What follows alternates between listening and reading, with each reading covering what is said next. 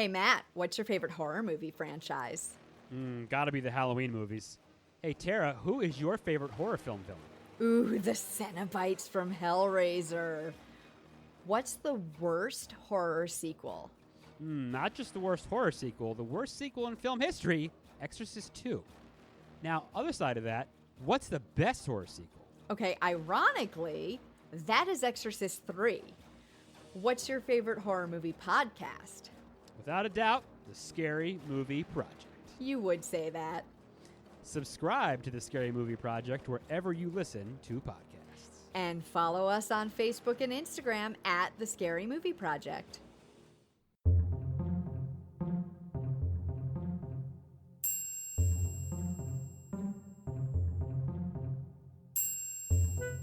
On this episode of Common Mystics, we return to the extraordinary story of the Swope family tragedy for the exciting conclusion of Dr. Greed's treacherous deeds. I'm Jennifer James. I'm Jill Stanley. We're psychics. We're sisters. We are common mystics. We find extraordinary stories in ordinary places. And today we return to Independence, Missouri. Jennifer, Jill. please talk to the audience about your health scare. Oh, gosh. Well, so glad everybody knows. I was worried. Yeah, you were. That's an understatement. Okay, so I was experiencing some troubling symptoms that could be attributed either to a migraine or something like a stroke. So I spent a few days in the hospital with them doing several tests, trying to figure out what was going on. But she's fine. I'm okay. I've got some follow-ups, but I'm okay. So it was a scare, but luckily it's not anything serious. But I did want to share one kind of funny anecdote that happened during one of my hospital visits. Tell me. I was talking to the doctor. And he was saying, well, it could be a migraine. And I said, well, I don't get migraines. I've never gotten a migraine. And he said, or it could be a TIA. And he said, have you heard of TIAs? And I said, yes, because Jill, you remember our grandma Irina. For whom we have a bonus pod. Exactly. Used to have TIAs in her 80s. And what they are essentially are mini strokes, kind of. Okay. So, without long-lasting effects. Right. They're kind of a predictor that maybe a stroke is coming. I know that's a scary thing. But anyway, she was old at the time. But he said, have you heard of TIAs? And I said, yes, my grandma used to have them. And as soon as I said, my grandma used to have them, all of a sudden, this music starts playing in the room. And I pick up my phone that's on my lap because I'm taking notes with my phone as the doctor's talking to me. So I know it's not me. It's not my phone and it's not my ringtone. And I assume it's his. But he keeps talking and I'm like, all right, I guess we're just going to ignore the fact that this guy's getting a call. And then he stops talking to me and says, is that me? And I say, well, it's not me. And so he takes his phone, which was out of his front pocket. So he's standing up. It's not like he's sitting down. He's standing up and his phone is playing music out of his front pocket. He takes it out and he's all puzzled and bewildered. And he goes, I didn't even touch it. And I go, I know you didn't. And then I said, is that a ringtone? Is someone calling you? And he goes, no, it's just playing music. Oh my gosh. Now, everybody asks me, what music was it playing? I don't know what the song was. I don't recognize the song. But that was Grandma. That was Grandma saying, I'm here. She's so cute. She's cute. And the funny thing about signs, and we say this all the time, is that they're not always helpful. Because in that moment, I was thinking, great, Grandma, I'm glad you're here, but are you here because I'm going to be fine and I'm getting better? Or are you here because, like, this is the end and you're here to, like, take me with you, you know? So I wasn't exactly happy at that moment. I was like, yeah, great, thanks. It wasn't playing Amazing Grace, right? That would have been, like, full on. That would have been hysterical. No, yeah, I know. I might have died of shock right there. Like, take me, Lord. No. So anyway, I just thought I'd share that because that is. She's cute. She's a strong little spirit. She could be a little more specific. I know. About what she's trying to convey. But the point was she was there and that was, comforting. It was comforting. So anyway, I'm fine. Let's get back to the Swopes. Okay. So I just want to remind everyone, I am still all up in my feelings when it comes to this family. So I'm going to try not to swear like a trucker, but you don't know. And I apologize for any truckers out there who don't swear. Talk about the book, too, because a lot of what we discuss came from this book. I love that book. It is called Deaths on Pleasant Street by Giles Fowler. And it's a really easy read. And he's from the area, so he really weeds out a lot of the reports in the newspaper, fact from fiction. Because, again, this was like sensationalized and there was a lot of hyperbole being printed in the press. So he really reads it out. So it's a really good source to have on this family if you want to get into the meat of the Swopes. Cool. All right. So let's remind our listeners that this is a part 2. And I would recommend, if you have not listened to part 1 for a while or haven't at all, then you need to go back and listen to part 1 because this is a continuation of that story. And it's not going to make any sense. It is not. So let's recap quickly because it's been a couple weeks. You want me to recap? Yes. Oh, okay. I was looking at you. Okay. So our story is from Independence, Missouri. In 1901, there was a wealthy, prominent family called the Swope family, and they have been under siege by mysterious illnesses. Was it 1901 or 1909?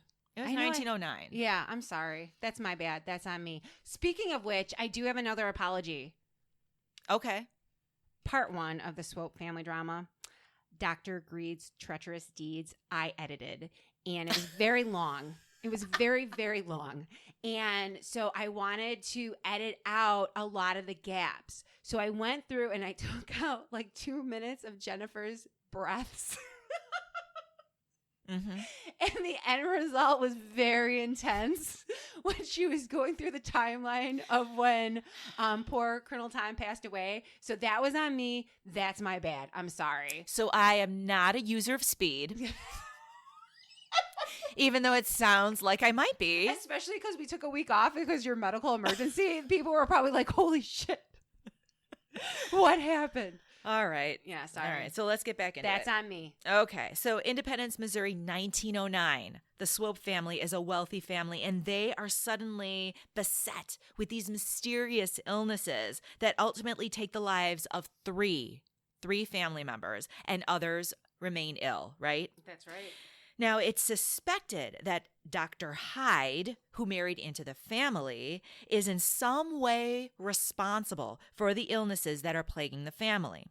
And we left off in part 1 with Dr. Twyman, the family's physician, calling Dr. Hyde to his office to confront him about the accusations made against him, namely by the nurses. Right. Who are sounding the alarm on what they're seeing. The nurses gathered together and said, we will not treat this family anymore. We will walk out right now if this man remains on staff to treat the family because he's no good. Right. So Dr. Hyde, let's recall that he is married to Frances Swope, which is the oldest daughter of the matriarch, Maggie Swope. Now, Dr. Hyde is a medical doctor. He is a trained medical doctor who has an interest in bacteria, so much so that he has a bacteria lab in his office. Which is really unusual, by the way. Well, this was cutting-edge science at the time, and we talked a little bit about this in part 1.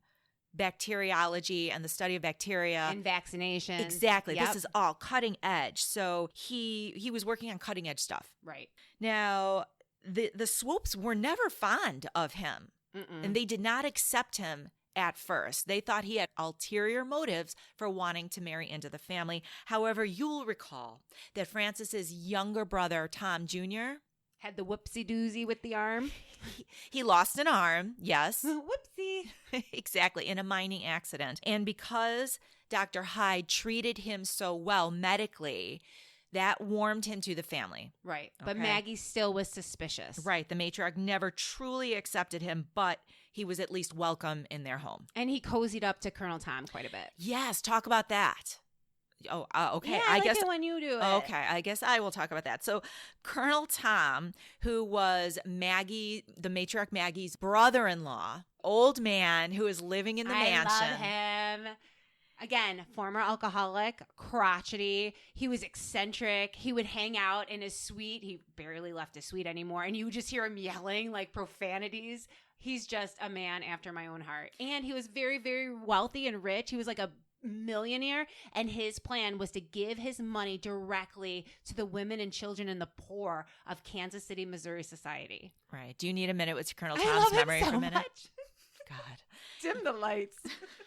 Dr. Hyde took the opportunity to befriend himself with this elder gentleman who is not only a millionaire, but also was widely known to be leaving all of his millions, his fortune, to the Swope children.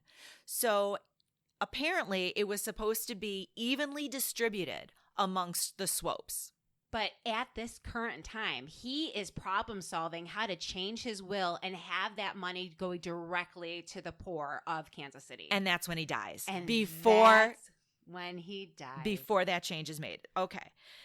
All right. So that was happening. The situation is after the deaths of Cousin Moss and Colonel Tom earlier in the year, by December of 1909, members of the Swope family are becoming stricken with typhoid, while Maggie is away in Chicago. Now, what's notable about typhoid, and we discussed this before, is that it is primarily a disease of the impoverished people. Right.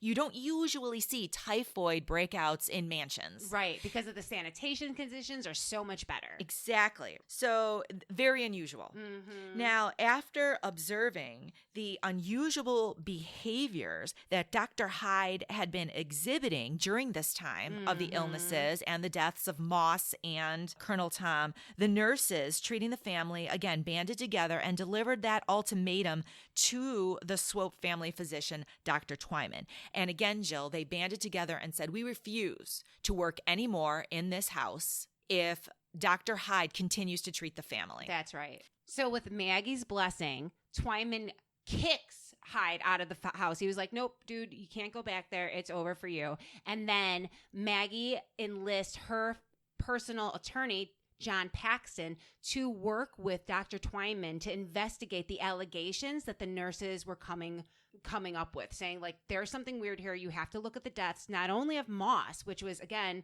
out of the ordinary for the way Hyde overbled him, to Colonel Tom passing away the way he did, but then also remember Chrisman's horrible, agonizing death with those grand mal seizures that would last 20 minutes. So Maggie was like, okay, guys, let's come up with some Investigate. evidence. Okay.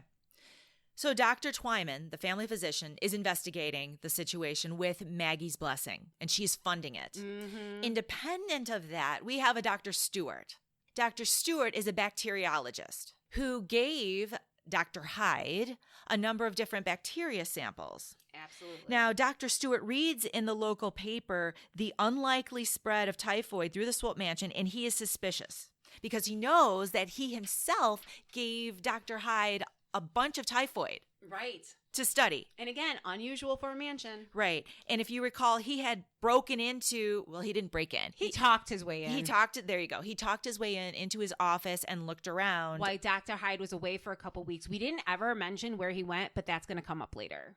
He noticed at that moment that the typhoid samples had been disturbed and that a lot was missing. A lot of the germs were missing.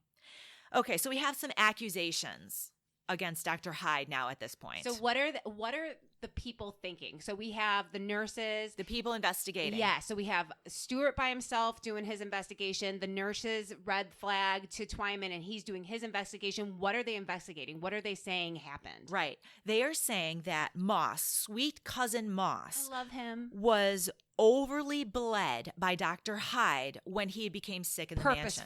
Purposefully. They are saying that Colonel Tom's convulsions and death were brought on by a suspicious capsule that Dr. Hyde had given to him just before he passed away. They're also saying that Chrisman's death is also due to Dr. Hyde's interference with his care, because in Dr. Twyman's care, Chrisman rallied was getting better. But then after Hyde leaves Chrisman's room, he begins to just deteriorate quickly and ends up dying. And finally, They suspect that Dr. Hyde intentionally poisoned the entire Swope family living in that mansion with typhoid. Okay, so he's definitely a sick SOB, but why would he do it? Remind me of why they think he's doing this. The suspected motive is as follows. His wife, Frances Hyde, will be a benefactor in Colonel Tom's estate, right? The Colonel Tom who has just passed away. Mm-hmm. And it's to be shared equally between Frances and all of her siblings. Well, Dr. Hyde would stand to get much, much more money if there were less siblings alive to claim My God. their share of Colonel Tom's fortune. Mm. So purely monetary in nature. So after Hyde was confronted by Twineman with the theories and the accusation and the apparent motive, Hyde was irate. He was like irate with like righteous indignation. He was like, well, I would never. How dare you? Exactly. Maggie, again, she was like, you're never coming back here. He was effectively banned from the mansion. Yes. Good. Finally. Oh my gosh, yes. And then Twineman and the family attorney, Paxton, started to investigate with Tom Jr. And they were collecting evidence of whatever evidence was left behind by Hyde before he was banished. So let's talk about what that investigation by Twineman and Paxton looked like. So Tom Jr. and the attorney Paxton, they elicit the help of a famous American pathologist Wow. for this case. They went full on at 11. Right. So they go to the University of Chicago and elicit this Dr. Ludwig Hechtoen. And he was a professor at the University of Chicago and a famed pathologist. Well, Paxton retained his help to examine the circumstances of the Swope family typhoid infections for possible cause. Not only that, so he's saying, hey, doctor, I need you to come to Missouri with me, look at the conditions of the mansion, and tell me, is it possible that typhoid could have been introduced naturally into this environment? But also, while you're there, can you please autopsy the bodies of Tom and Chrisman? Because we have a feeling something shady AF had gone down. So this is a famous pathologist at the university. So who is covering the cost of this? Maggie. Okay, so she's paying out of her own pocket to get travel. to get the best of the best. Exactly. Okay, gotcha. The travel, the upkeep, all of it is all going right. on in I Maggie's see what pocket. kind of person she is. She's going straight to the top. Get me the best. She doesn't mess around, Jen. She doesn't mess around. Okay. She's all in. So December 30th, 1909, Chrisman's autopsy is performed. Jill, what did Dr. Hechtoen find?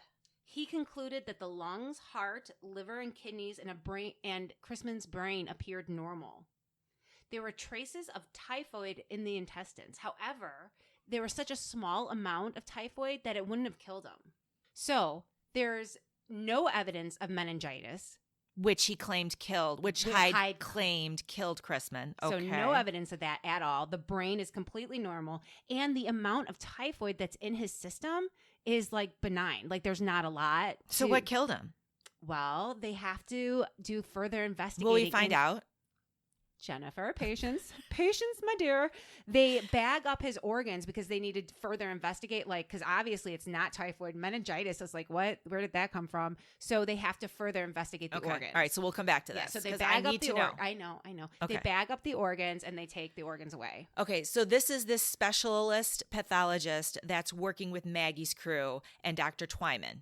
Correct. But we also have Dr. Stewart, the bacteriologist who was once a friend of Dr. Hyde's and is now suspecting him and doing his own little investigation on the side, right? He is hysterical. Tell me about him. Okay, so he, of course, is suspicious because he's the one who talked himself into the office, saw all the typhoid gone. He knows how typhoid behaves and where it originates and is very unconvinced that it's just in the environment at the Swope Mansion, right? He's feeling guilty again because he's the one who gave Hyde and the typhoid germ that's ultimately been weaponized against the Swope family. Right. So he goes to the mansion and he studies the grounds. Can I just tell you, he goes to the mansion and he knocks on the door and Maggie's like, no reporters, not into this. You need to leave. And he's like, no, ma'am. No. He's like, this is who I am. I don't think that what happened to you guys is appropriate. And I want to just, because I'm a doctor, I want to look around to see if there's any way this happened naturally. And she was like, ugh, fine.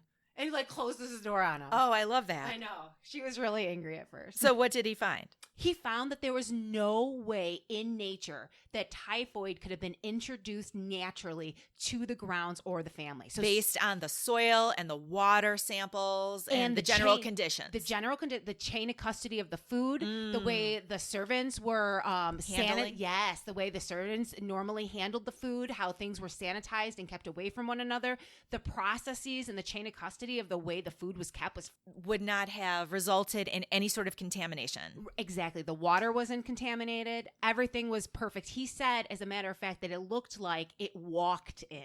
Like someone walked the bacteria in. Didn't. Mm-hmm. Oh. Okay. So we see you, Hyde. We see you. Now Stewart is really suspicious. Mm-hmm. So now Dr. Stewart starts visiting Hyde, pretending to be a concerned friend of his. And colleague. And he's like his bestie. Right. He's But like, I heard what happened. This is so unfair. Dude, Maggie, am I right? Am I right? And he's like, I know. And he's like, I'm sick too. What? Yeah. So Dr. Hyde's like, Oh, really? I too have typhoid. Oh, really? Yes. Oh, okay. So Hyde has quote unquote typhoid. Yes, and so does Francis. And so his friend Stuart is like, dude, let me help you, bro. He's like, I can do this. Let me test we can use your lab results to prove that you're also a victim of whatever conditions happened at the mansion that caused the whole family to have typhoid. But it's all a ruse. Because really he just wants to gather more evidence. Exactly. So he keeps taking blood like every day from Dr. Hyde, and he's like, I got you, bro. I'm gonna go test this. There's no typhoid here. Well, there's a little. He finds a little bit, but nothing. And so in his mind, Dr. Stewart's like, he's just giving himself a very little bit of typhoid to make the results look as if he was like he was sick, but he's not. He's totally fine. And in reality, the amount of typhoid in his system is nothing compared to the large quantities that the Swope families had ingested. Exactly. But again, day after day, he goes back and he's like, don't worry, we're going to get to the bottom of this. Okay. All right. This is an interesting play happening between the two of them. It's a dance, right? It is a They're dance. both play acting. Exactly. Hyde's pretending to be sick and innocent, and Dr. Stewart's like, pretending to be a helpful friend. Yes. Yeah, I love that. So Stewart has a fully formed theory of what is going on as far as Hyde's behavior. So he rings Dr. Twyman because Dr. Twyman is the family doctor. And again, these are notable people at the time, so he knows who's who in the town. So he calls Dr. Twyman. He's like, hi, my name is Dr. Stewart. I'm a bacteriologist. I'm a colleague of Dr. Hyde's, and I think I may know what's happening with the Swope family. So he goes and Dr. Twyman and his son Elmer, who's also a physician, meets Dr. Stewart in his office. And so Dr. Stewart lays out like, this is what I did. This is my findings as far as the vial. This is his behavior. This is what he did to himself to make it look like he was innocent. And Dr. Twyman, without giving too much away, was like, okay, that's really interesting. Is it possible for you to come to my office later tonight? Because I have some information that I would want to share with you. And when that meeting happens in Dr. Twyman's office. So Stewart later that night goes to Dr. Twyman's office. He opens the door and it's Dr. Twyman, Elmer, and the lawyer, John Paxton. Okay. And so Dr. Twyman says, okay, so I think that everything that you put together and you theorized is completely credible. Not only that, but we too have been investigating the deaths of Colonel Tom and Chrisman, and it seems unlikely that the diagnosis or the manner of death in which that was reported by Hyde is consistent with actually how they died. But further, we also know why Hyde is doing this. And so at this moment, this is the first time Stewart was like, what is happening? Like, there's actually a reason for it. And Paxton and Twyman break down the structure of Colonel Tom's estate. And so at that moment, like the lights turn on and Stewart realizes, I'm not crazy. This is really happening. I was right. Because it does seem far-fetched. Like, who would actually be like trying to do this and killing this family? And in that moment, it all came together for Stewart. Well, and it all came together because before we had these two separate factions working independently, and now they have come together. And now everybody feels validated. Exactly. So, Jen, Oh my gosh. how does Stuart react? Stuart loses his freaking mind. He's full in now. He is full in, and he just he's- loses all reason. He's like, that son of a bitch. And he is just infuriated. What does he do? Tell me everything. So Dr. Stewart basically tries to entrap Dr. Hyde. Oh, I love this story. Jill, you have to explain this. Oh my God. Okay. So again, Stuart is feeling empowered and validated. And he's like, that son of a bitch. He's all fired up. Oh my gosh. So he becomes like Completely irrational. he becomes like old-timey, like Private Eye, right? So he's like, this is what I'm going to do. I'm going to go to my office and I'm going to take dummy blood that looks like it's Dr. Hyde's. I'm actually going to label it Dr. Hyde's blood, but it's not going to be Dr. Hyde's blood. And then I'm going to make it look as if I had put it through the process of finding typhoid in it by the laboratory. So he puts blood smears on it and then he coats it with oil so that if anyone approaches and touches the vial, their fingerprints would be marked on the glass, surely. Then he puts the blood in the incubator with another vial of blood that says basically typhoid-licious on it. So Get outta here. I swear. He's like, this one is like serious typhoid. This one's Dr. Hyde's. They're both in the incubator and both of them have this oil on it. Then he closes the incubator door and puts like testing slides that you would put underneath a microscope. He like booby traps the door so that if anyone opens the door, the slides would crash to the floor. Then he makes a hole, a tiny hole in the wall so that he can look into the laboratory from his office. Okay, so he's full on. And he spends the night in the wall looking through the hole. He's full on there. But first, before that happens, he goes to Hyde's house like his loyal friend, and he's like, well, I'm sorry to tell you, old chap, your blood still's coming back inconclusive or not a lot of typhoid in it, so I don't know what to tell you, but I'm not giving up on you yet. And by the way, I had gotten this like typhoid sample of blood that is like off the hook. Like there is typhoid lala in this blood and you've got to see it when you're feeling better. And you know what? Doctors, because of the amount of typhoid around, oh my gosh, have just bringing me samples and samples of this kind of like crazy typhoid blood. You should see it. I'm keeping my office unlocked so doctors can just bring me samples all day, ed day.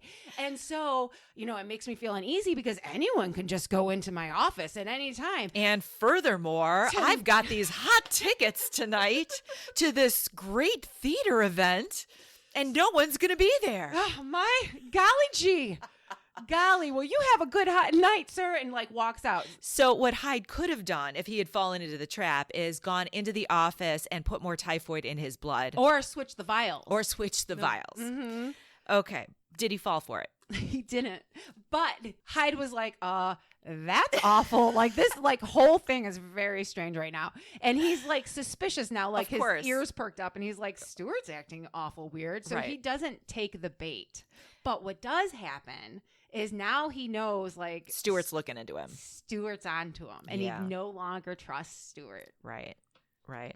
So Stuart blows his cover and Hyde knows that at least 2 different parties are onto him and actively investigating him. That's absolutely So now right. he needs to be a lot more careful and he knows it. So what's going on when Stuart's losing his mind and trying to trap Hyde is that Dr. Twyman and Paxton are still doing their own investigation. So what's that look like? What are they doing? Well, remember they hired that famous pathologist out of the University of Chicago. I think it's Hectoen. He was going to autopsy Colonel Tom's body. Okay, because he already did Christmas. Right. He did not observe any indication. There was no evidence of any sort of ruptured blood vessels on the brain. So, therefore, a cerebral hemorrhage was not the cause of Colonel Tom's death. Now, Hectoen took Colonel Tom's organs back to the upper Midwest for further examination with the help of another nationally known doctor, a chemist called Dr. Vaughn. It's just so expensive. When you said that, I just heard cha-ching, cha-ching. Right, because of course Maggie is funding this. Mm-hmm. So now we have this nationally renowned pathologist, and now we have a nationally renowned chemist who are looking into, and by the way, the chemist is looking into a suspicious white powder found in Colonel Tom's stomach. Oh, no. Okay, so why is this autopsy result significant? Is because if you remember, Dr. Hyde ruled Colonel Tom's death due to apoplexy, which is hemorrhaging of the brain. Right. And this nationally renowned pathologist is saying that is not true. That is not how he died. Furthermore, there is suspicious white powder that we're going to look into by this nationally renowned chemist. So they took Chrisman's organs to the upper Midwest as well. What did they find? The same suspicious white powder. Shut up. Right. The same suspicious white powder was also found in Chrisman's stomach. I smell a rat. No kidding. So news of Colonel Tom's autopsy is hitting the papers. Because remember, this is like the OJ trial of the day. This is the Kardashians. This is like... This is all over, like extra, extra, read all about it. Like the little kid in the news cap on the corner. So cute. That's what's happening right now. Okay, so it's hitting the papers, and the Swope family, they don't give anything to the reports. They are above this sort of... They're no commenting. Exactly. No comment. There are no comments from them. However, when reporters call on Hyde, he has some stuff to say. What does Hyde say? He is defensive, and he stands by his original medical diagnoses. He says there is no doubt that Colonel Tom died of apoplexy, a plainer case I've never seen. Colonel Tom was getting old and feeble. The stroke of apoplexy was probably induced by the excitement and shock of the sudden death of Moss Hunton, a cousin and dear friend of the Colonel's. Now, when he was asked about Chrisman, Hyde reported that Chrisman Swope's death was due to typhoid fever. And he said, I attended Mr. Swope and signed the death certificate myself. So he's not apologizing. He is very firm in what I said before is still what I'm saying. He said, I said what I said. That's right. I said what I said, and I don't believe these nationally renowned scientists. Exactly. Let's take us to Monday, January 31st, 1910. About 18 days after Colonel Tom's autopsy results were published, Paxton, the attorney of the Swope family, responds directly to a reporter's inquest. Well, okay, wait. So Paxton is getting off the train from Chicago. He's tired. He's been through like the investigation with these renowned scientists, and he just has no more fucks to give. He is just exhausted. And so a reporter's like, hey guy, you got anything for me? We need to print something in the paper, something new. And you've got to imagine that reporters are constantly in his face. Yes. He's tired. Okay. And so they ask him to give him a statement, right? About the status of the investigation. Right. Okay. And again, no more fucks to give. He's just like, ugh. So he says, and I quote, on account of the widespread interest in the investigation into the death of Colonel Thomas H. Swope, that's Uncle Tom. I love Uncle Tom. I feel it proper for me to make the fact that Dr. Hectoen and others, as the result of their investigations extending over the period of several weeks, give me their opinion that Mr. Swope did die from poison. It was said that traces of strychnine were found in the liver. Okay, so he makes that statement, Paxton. Saying he was poisoned. Colonel Tom poisoned. Colonel Tom poisoned. And Hyde is like, I will sue you. And so he gets a lawyer. Sue you for what? That's the thing. His lawyer's like, what are you doing? He's like, I am suing them for libel. This is affecting my career, them saying that Colonel Swope has been poisoned. Everyone thinks it's me. Okay, wait a minute. Libel is when you say untruths about somebody, but they never mentioned. No. Paxton didn't mention Hyde's name. Not at all. And so Hyde's lawyer is like, hey, bro, what are you doing? You're calling attention to yourself, bro. You just injected yourself into a murder investigation. How about turning it down a notch? And so Hyde's like, got it. Yeah, he's Oops. like, oh, sorry, Sit you're back right. down, put that hand down. Unsend. Recall that. And so he's like, oh, all right, you're right. So he withdraws the case against libel the case of libel against Paxton. Right. But one, he looks suspicious as oh my God, yeah. What happens is word is on the street. A grand jury is being convened to look into the Swope family deaths. Okay, so wait a minute. I am not like up to speed on my legalese here. Okay. I'm a Judge Judy lawyer. I'm so glad. Are you so glad I asked? I am so glad I have this opportunity because 25 years of Judge Judy has prepared me for this very moment. Okay. Let me explain it to you. So, a grand jury convening means that the DA and only the DA, The district attorney. the district attorney in front of a judge and a jury of the peers of society come together, and the DA in secret behind closed doors tells the grand jury in front of the judge what evidence they have to put charges out against a person. Now, this is in secret. This is in secret. So the press doesn't know about the it. press doesn't know about it. And the defense doesn't know about the it. defense doesn't know. There isn't even a defense. Okay. There isn't even. So this is the step before a trial. This is a step before the person's arrested. It's not even before a trial. Oh, This do is- we have enough evidence Yes, to even do they arrest? have enough evidence to arrest this Okay. person and bring it to trial? Wow, Judge Judy is a great I teacher. know, she's amazing. So behind closed doors, the district attorney is like, okay, this is what we have on him. Can we bring this to trial under the like certain charges? And if what would those charges be? So that's what's happening, all in secret. Okay. But because this is such a fancy schmancy family and everyone's all up in the biz, it's out that like, oh my gosh, they're convening a grand jury. Because everybody's talking 'Cause about it. And it's everyone's hard to talking keep about this it. one a secret. Mhm. Okay, so then to recap, there is a grand jury call to review the evidence collected by Stewart and Twyman and their people. And all their experts to determine if there is enough evidence to arrest, indict, to have a trial, Yep, right? Okay. exactly. All right. So, what does that have to do with Hyde and this whole libel situation? Because once Hyde's attorney finds out that a grand jury is convening, he wants to know what they're talking about. Well, he can't. Exactly. But if he brings up the liable case again, not only is he going to have access to whatever evidence is being presented in front of the grand jury via people that would be testifying, that he can depose. Okay. So, he's going to bring suit Yes. for libel. Yes. Not because he thinks there's an actual libel case, but just so that he can then create depositions from certain individuals who he suspects are talking to the grand jury. Exactly. Not only that, what he also wants to do is because the grand jury convening is in secret. It's cloistered. You can't get information from it. It's not in the public view. No press. A deposition in a liable case is open to the press and an audience. So he's getting the information and his side of the story out before a grand jury is even bringing charges or indicting. Wow. Do you know what I'm talking about? Does that make sense? I think so. He's getting ahead of the story. Right. And he can say whatever he wants and it's going to be printed. Exactly. And so he is in a position to sway public opinion before the fact. He is writing his own narrative before the grand jury even indicts him. Oh, so do they depose different individuals? They depose Paxton. Mm-hmm. They depose Stewart, Mm-hmm. Maggie, Mm-hmm. and some of the other Swope children. And do they get nurses? And do they get information? They try really hard. But it doesn't matter It because the doesn't. press is writing about everything that the defense is saying. Right. So the defense. We're calling it the defense, but it's not a defense yet. So what they're saying is, how can you believe that this innocent man would be guilty of anything? And what evidence do you have? Like, that's the conversation. Right. And so they're printing like innocent.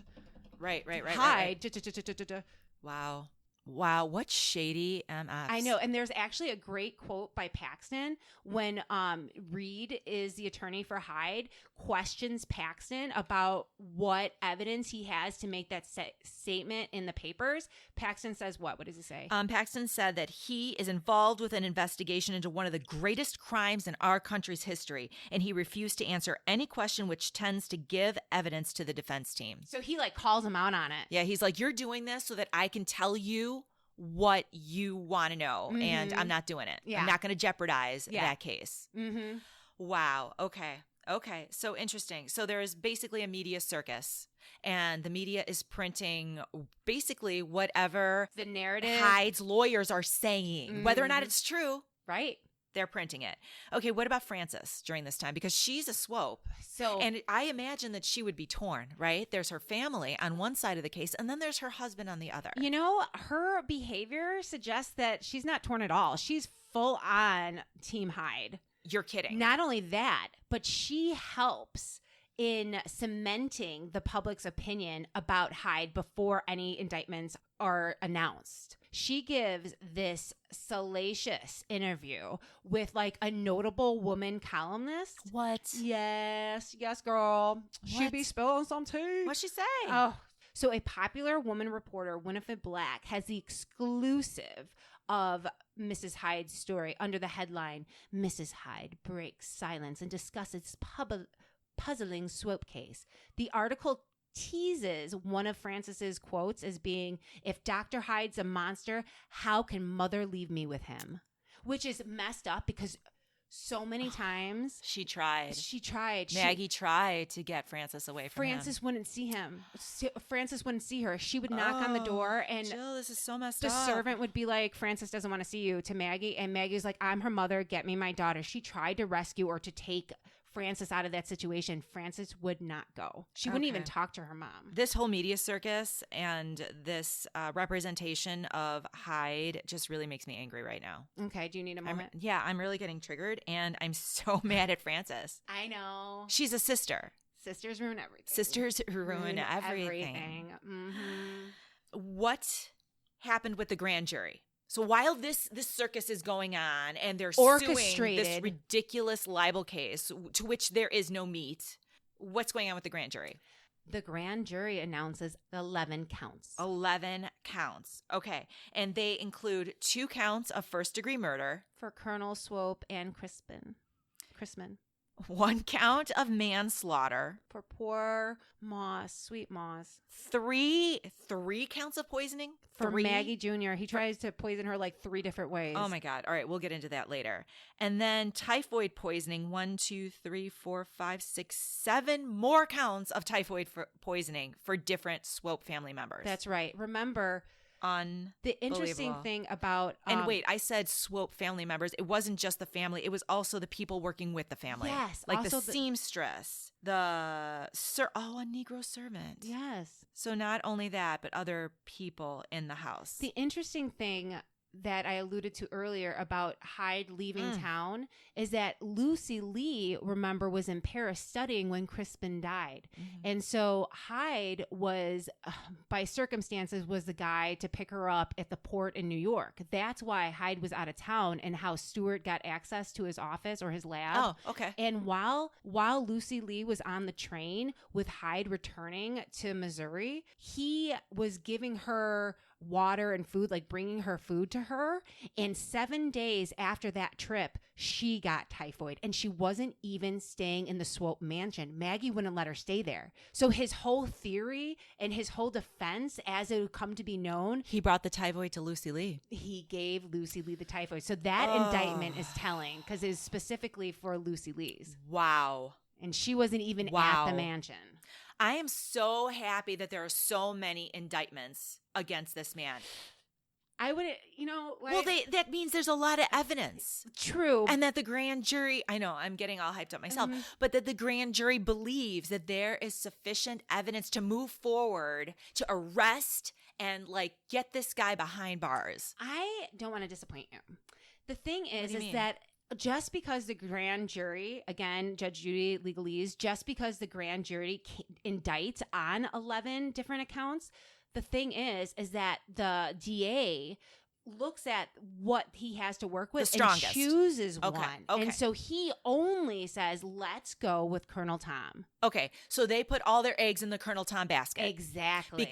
So they ignore the other indictments. Because there's so many of them, they don't Yeah. have resources to flesh out and to prove all of that. So that they're would be a just lot of work. a whole lot of work. So they look at the evidence they have. What's the strongest case? We want to get him. Our best luck is with Colonel Tom. Yes, And that situation. And everybody else, we're not going to pursue legally. that's right.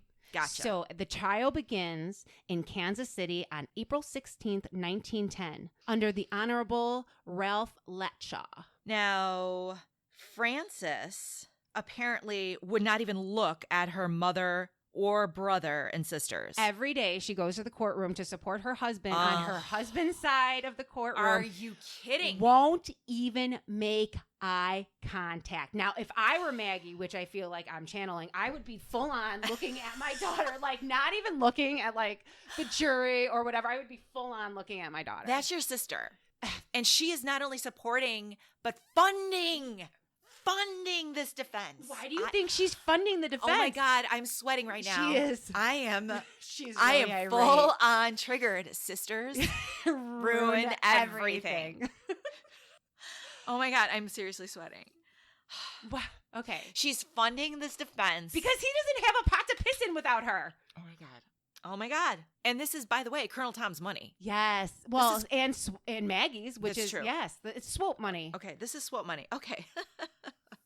Oh, so Hyde, of course, pleads not guilty. I just want to take notice of that evil laugh. That was Jennifer's I'm not happy laugh. I'm evil laugh, and it's scary. I'm so triggered. So Hyde, of course, pleads not guilty. Yeah, of course. He admits no wrongdoing. And let's remember, too, that Maggie has been spending all of her fortune on these specialists, the pathologists, the chemists, these specialists to investigate and get all of this evidence. And now, not only is the case being prosecuted by the district attorney, but also she hires 4 additional special prosecutors. Oh, my God. She really wants to get him. Oh, for Go sure. Maggie. But there is a serious blow to the prosecution's case. And what was that? Oh, Jennifer. I know, it's so sad. Dr. George Twyman. The family physician who we've been with since the beginning of part 1. Yes. He sadly passes away of natural causes. He was not a victim of foul play. And he had such access, like firsthand access to the weird behaviors that Dr. Hyde was doing while the family was sick. And he's a man, a professional man. So although like the nurses can testify, which they do, his statements would have carried more weight. All right. They did have other people to call to the stand. Nurse Keller. Another nurse. I can't pronounce her name. Houlihan. Now, tell me about Nurse Houlihan, because she testifies to Chrisman's treatment. And we talk about Chrisman and how horrific he was treated. But we haven't talked about Maggie Jr. Now, Chrisman underwent all of those seizures, right? And faded away after Dr. Hyde had secretly gone in to, quote unquote, treat him. Right. So he just had a horrific downfall and eventual death. And let's also remind our listeners that when Chrisman was being, quote unquote, treated by Dr. Hyde, he used dirty water. Son of a bitch. In his like it was IV, so right? unnecessary. Right. Okay. Especially because there's sanitized water across the room on the dresser. Right. Okay. So Maggie Jr., we didn't talk at all about her. What was his treatment of her like? So in the indictments, there are 3 counts of poisoning for Maggie. Explain that. That seems overkill. Well, so we didn't mention this before because, again, a lot of moving parts, a lot of things are going on. So many details to this one. But it's going to be a long one. Settle in, listeners. I'm going to be editing out all of your breaths. This is going to go really fast. So Maggie Jr., she's sick too. She was one of the first ones. Remember, she was going to go on that shopping trip with Francis. Oh, yeah. And then Francis was like, oh, dear, you sound sick. You should call Dr. Twyman. Well, Maggie had gotten sick, a mild case of typhoid, and she was being treated by Hyde. Of course. He kept giving her injections, but when he injected her, her arm swelled and was pussy. Oh, my God. For weeks. It was almost like cellulitis sounding. It was just inflamed. And she was like, what are you doing? What are you giving me? And Hyde himself seemed frustrated. Like, what is going on here? As it turns out, one of the times that Dr. Stewart had access to the vials in Dr. Hyde's office, a very deadly type of germ, diphtheria, was also disturbed. Okay. But when Dr. Stewart took the vial of the poison, which was labeled diphtheria, and he did a test on it, he found out that it was just a benign pus germ. So it's speculated that time when Maggie wasn't dying but was just sick, Dr. Hyde was trying to poison her, but it was only giving her the pus germ. Because the vial was mislabeled. And he tried Believable. many times to kill poor little Maggie Jr. Poor Maggie. Holy crap. What about Stella? What was the testimony about Stella? So Stella had a friend over at the house, and Stella, who was about 14 at the time, was playing with her friend who was also poisoned with typhoid. Get out of here. And her little sister Sarah.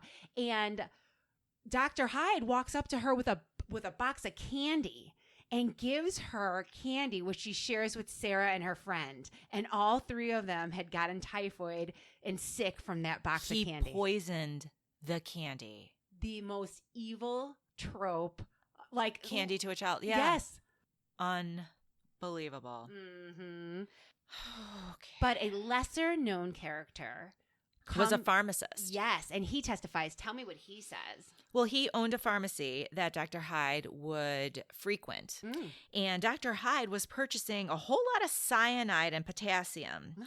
And the quantity of the cyanide and potassium tablets or capsules that he was buying raised an alarm, not only for this pharmacist, but also the other druggist who worked in the store. And they were like, holy cow, Dr. Hyde, what are you doing with all of this cyanide and potassium? Because they know as druggists that this is not a cure for anything. Yeah, exactly. This is straight up poison. So why do you need... Why would a doctor... Right. Why do you need 24 capsules on this day in September and 24 new capsules on this day and then Which is 5... like the day after. Right. Like, what are you doing with all this poison? And what does Hyde say to the pharmacist?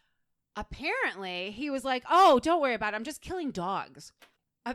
Did they kill just random dogs in 1910 or 1909?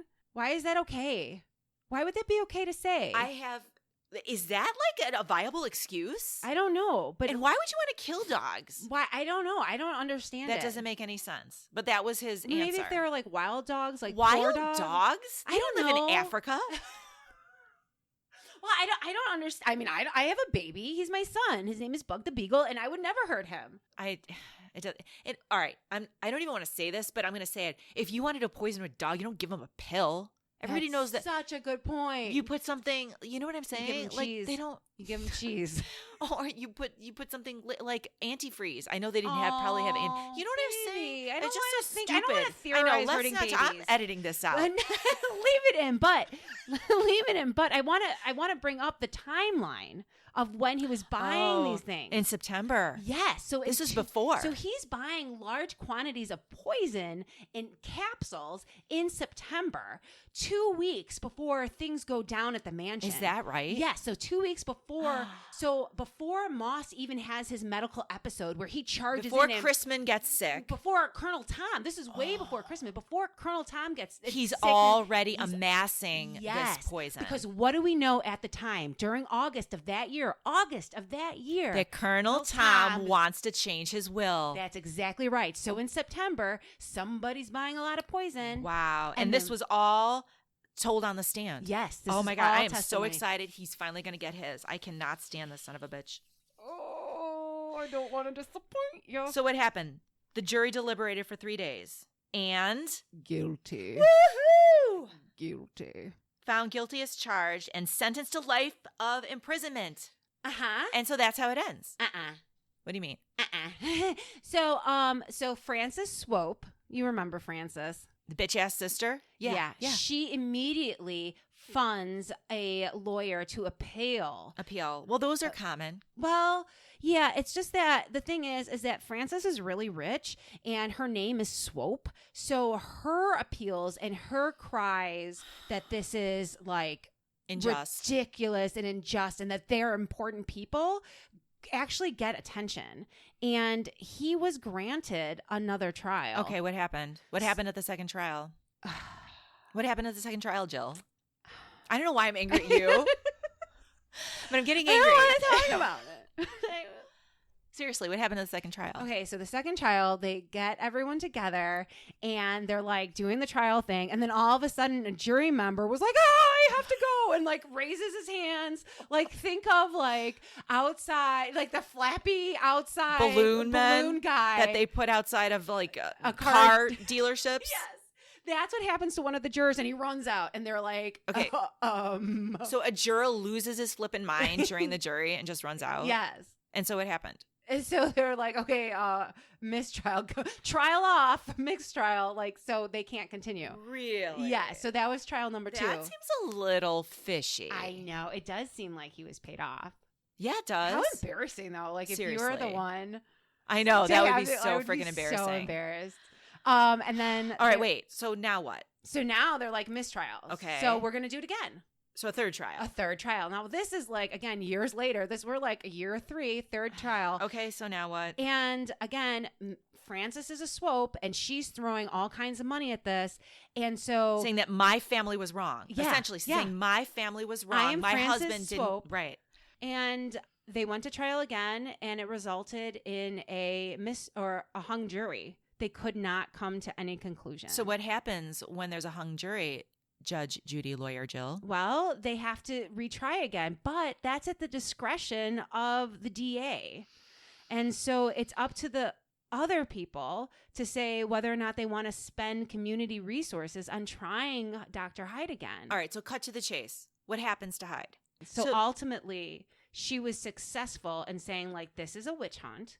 My husband's innocent. Didn't we spend too much time and resources on this already? This would be the 4th trial. So the jury failed to convict Hyde in the third trial. And according to the Kansas City History website, it says the evidence against Hyde seemed conclusive on the surface, but ultimately the courts ruled that it was merely circumstantial evidence that did not prove his guilt. Oh my. I know. I'm so sorry. So he's free. Yeah. And in 1917, all charges are dismissed. This is obviously a miscarriage of justice. I'll say. Okay, so what happens to Frances?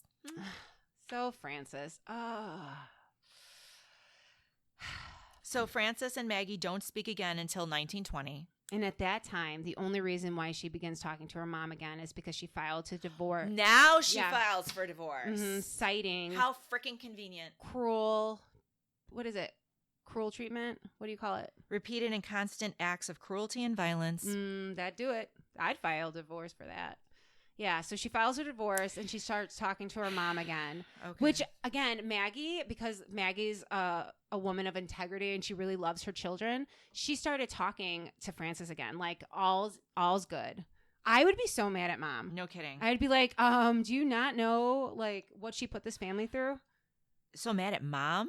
Yeah, if mom started talking to Frances again after everything, I would be like, Mom, are you kidding me? We're fine. So We if don't you need were to like talk to-" Lucy Lee Yes, or Maggie got Jr. It, got it. Okay. I would more likely be Maggie Jr. because they described her as fleshy, and that's totally me. I'm a little more fleshy. We're both a little fleshy. Okay, so after the divorce was filed, Hyde struggled socially and financially. Aw, did he? But he was able to find work, first as a trucker and a mechanic, but then eventually he returned to Lexington, Missouri, which was his birth home. And he borrowed money for his sister, and he was able to take classwork and become an ENT, ear, nose, throat doctor.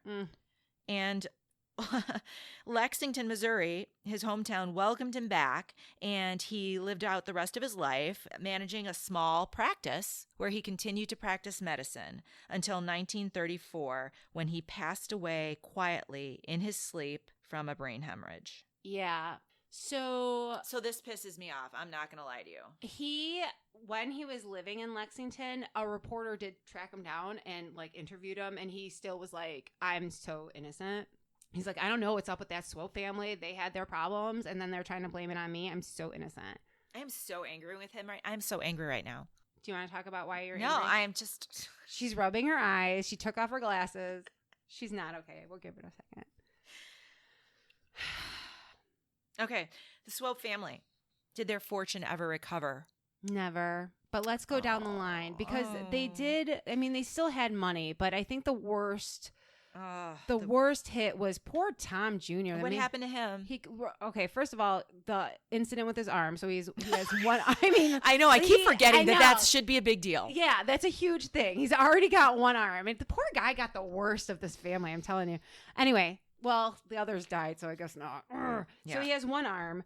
He inherits property that the family owned. Well, And- he lost his property and inheritance during the Great Depression. Exactly. He did marry a Maud Mosley. I like the name Maud. He did marry Maud Mosley, and they moved to LA, and they had 5 children. But before he did that, he was making a living working at like the superintendent of the Swope Family Park.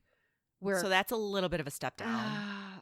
100% But he passes away at age 68 in LA. correct. What about Sarah? The youngest of the Swope children, Sarah, little Sarah, her health was permanently weakened by her bout with typhoid. Aww. She ended up dying when she was 20. Aww. I know. That's terribly sad. Okay, what about Lucy Lee? So Lucy Lee was the one who was studying in Paris. Right. She was very worldly. She was like the Kim Kardashian of the bunch, right?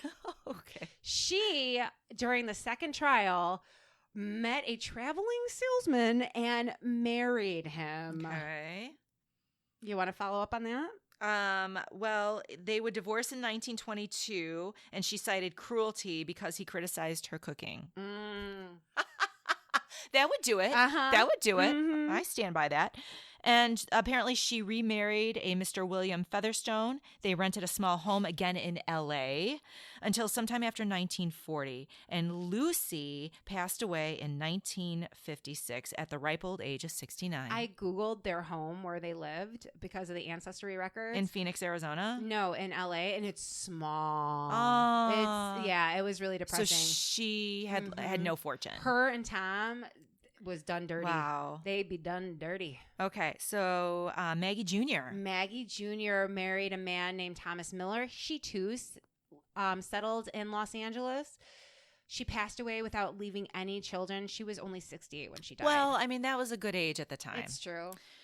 Stella Swope. She was a world traveler. Aw. We found records of her sailing to France and then to Hawaii, and she eventually settled in New York City on Park Avenue. That sounds like she still had a fortune left. She was a little bougie. She was a little bougie. Do we know what happened to her ultimately? Do we have her death certificate? No, I couldn't find anything on her. But I do interesting. have a picture of her from her passport, which is adorable, Oh, that I will cute. upload. Yeah, just Oh, because she's adorable. Love that. Okay, so let's talk about Maggie Swope, the matriarch. You tell me about Maggie. Well, Maggie Swope had depleted her fortune in all of the specialists and investigators and prosecutors that she hired to try to get Dr. Hyde. Justice for her family. Mm-hmm. And she spent less and less time in the family mansion. She traveled a little bit with her daughter Stella, and she enjoyed spending time with her grandchildren in Los Angeles, where many of her children had settled. In 1923, she sold the Swope Mansion in Independence, Missouri, to the Church of Latter-day Saints. Now, eventually, the mansion would become a sanitarium for the elderly. And ironically, that is where Maggie would later move in and spend her later years. Oh, Maggie. So Living in her former home that was now Aw. a sanitarium. And she died there at the age of 87. Oh, God bless her. She had a long, hard life for someone so rich. A lot of pain. Oh, I'm so angry by this story, Jill. I know. Sisters are in everything. Sisters are in everything. But the thing is, Jen, honestly, We were meant to tell it. Even though I hate it. I hate the injustice of it. We were meant to tell it. I think, well, he died at a young age. Who he? He hide. He. He hide. Yeah, he hide. He did. He hide. He hide died at a died at a very young age, considerably. True. But He never got what he wanted, what he was after. There was no justice. he never there. got what he deserved. Right. I do want to mention this that I didn't mention before. Reading the book Deaths on Pleasant Street, when they are at trial, the first trial, and they're recounting the things that he did, he was like getting off on it. Like he was enjoying people talking about the things that he did to hurt and to kill people. That is so gross. And it reminds me of watching those documentaries on Ted Bundy Mm-hmm. and how he would get off on the descriptions of everything he did. Mm-hmm. Just, I can even see the look on his face in my mind, and it just cringes me. Yes. Also, do you remember in part 1 when we were talking about the amount of typhoid outbreaks in Kansas City, Missouri versus Kansas City, Kansas. Mm-hmm. If you remember, at the time, there was 25 outbreaks every 3 weeks in Kansas City, Kansas. But in Low number. yeah. Kansas City, Missouri, where the Hydes were, there were 600 and some odd cases every 3 weeks. Wow, that's a huge discrepancy. I think that he was using that typhoid germ. Remember that Dr. Stewart said that he took so much out, it would he could infect the whole city. Mhm. I think that's what he did. I think he was practicing with the dosages of typhoid germ and infecting poor communities with it to see how it was behaving in the public. He is a true sociopath and a true serial killer, for real. No, for real. I want to investigate Lexington, Missouri, where he would live until the end of his life Because to see if there's- anything suspicious happening there. There's no way someone like him would stop experimenting at very least. Right. So we need to look into that. Maybe there's another episode coming from this story. Who knows? We'll look into it. Maybe there'll be a bonus episode because we're trying to figure out what to do on our Castos private page where people could subscribe and we have bonus content. Uh-huh. Maybe that will be a part of our bonus content on the Castos page. Oh, maybe we can think about that. Mm-hmm. I do think we were meant to tell this story. We were in Fulton, Missouri. The very first place we went was Westminster College. Mm-hmm. And the very, very first place we stopped and pulled over was at the site where the chapel was erected by Maggie Swope in memoriam of Chrisman. That's the very first place we stopped in town. I know. I got out of the car Mm-hmm. and it didn't look like anything to me. That's what you said. I know. I got back in and I said, there used to be a chapel here, but there's nothing. Let's look around. But But it didn't stop Chrisman, he was calling us. He was. He was like, hello. Because we were walking around the campus, and what were you feeling? I was feeling that that crime, the alleged theft. Mm-hmm. You were feeling. Oh my God, heavy breathing and specifically bleeding out. I kept hearing, I'm bleeding out. I'm bleeding out. Like moss. Like moss. And the dirty water. Oh. Crispin was like, this guy gave me dirty water. There was sanitized water right there, and he injected me with some bath water. Nasty, nasty. Now, I don't understand this so well. Okay, tell me. I was seeing an old-fashioned cook making Yes. bread. So Hyde's defense in trial was that it was the servants who were just nasty and unsanitary that had gotten the typhoid in the food and in the water that was giving to the Swope. So the Swope. So when you were seeing the kneading of the bread, he was saying that that's how he said that happened. That's not. It was the cooking staff. It didn't happen that way. Oh. Wow. I'm good. I know. I'm impressed. Jill, you got the feeling of an anxious group of women. Yes. Who do you think that The was? nurses, they were like, what is he doing? This is not practice. This is not common practice. That makes total sense. Mm-hmm. So what are our conclusions? You go first. Well, he's guilty AF. He totally did this. He got off with it in real life, but he is he got guilty. off on it, reliving it at trial. So gross. It's true, though. And then it's possible that he had other crimes in the community as far as using that typhoid germ to see how it was behaving. Like, for real. I really think that happened. Yeah. But because it happened to poor people, Yeah. no one was looking at it or taking it seriously. No one investigated why typhoid was breaking out in such numbers in that community. All right, Jill, we already mentioned that there is a whole book written about this. I love the book. And it was such a popular story. Like we said, it was in all the papers at the time in the early 1900s. So why do you think we're called to talk about it? Because whenever you look up the story, it's only about Colonel Tom. That was the only indictment that Yes, they pursued. That's right. That's right, Jen. I agree with you. Okay, so all of the other victims of his crimes are not widely known. Overlooked. You can even Google this and only Colonel Tom will come up. Yes. But Chrisman Oh. and Moss, sweet Moss. Even, who is it, Sarah, who died years later? Yes. Manslaughter. Oh I my would gosh. say manslaughter. The thing is, again, They're not known. They're not known. And this family is such a good group of people. They're just a good, I mean, not Francis, but they are. Yeah, But I agree. Yeah, but they're just a really good group of people. Right. So the moral of the story is sisters ruin everything. And you know what else pops into my head about the moral of the story? The Pendulum Swinger song by Indigo Girls? Yes. What does Emily say? You should Listen listen to to your your mama mama if if you you had had a a lick lick of of sense sense. left. Fran? Francis, that's for you, girl. You should listen to your mama. You should have listened. That's a PSA, everybody. Oh, hold on. Oh, there's more? Did I tell you? We're like at an hour and I know, that's 15 minutes I'm going to now. have to edit out your breath. But what I'm saying is, did we talk about Francis being abused? Yeah. We did? Yeah. An abused wife. Yeah. Yeah. Okay. You want it Still not again? you're not convinced? Still not giving her? No, she too gets soon? no grace from me. No. Okay. I Maybe a agree. little, but no. Okay. I want to kick her ass. Like, how I can I mean, even? Yeah.